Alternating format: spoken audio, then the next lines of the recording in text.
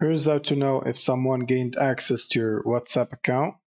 So the first thing you want to do is check your calls history. So you want to go to calls and then see any calls here that you haven't made yourself.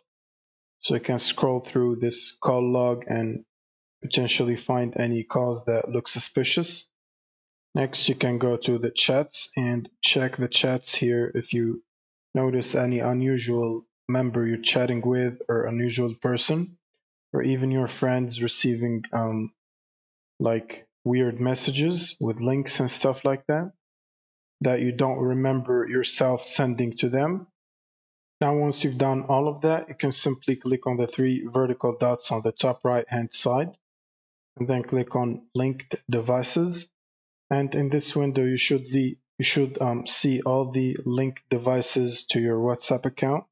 Now, if you don't recognize a device in this list, that means somebody else is currently accessing your account.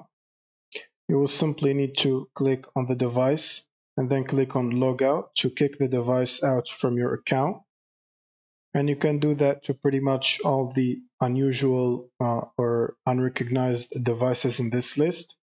Now you want to go back and then click on the three vertical dots again, and then go to settings and then account.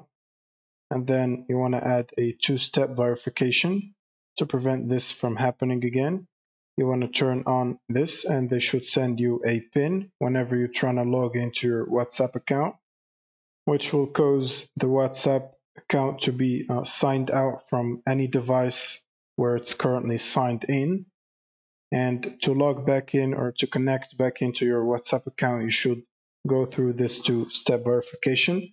And like that, you can prevent anyone from taking access again to your account. And that's pretty much it. Thank you guys for watching and subscribe.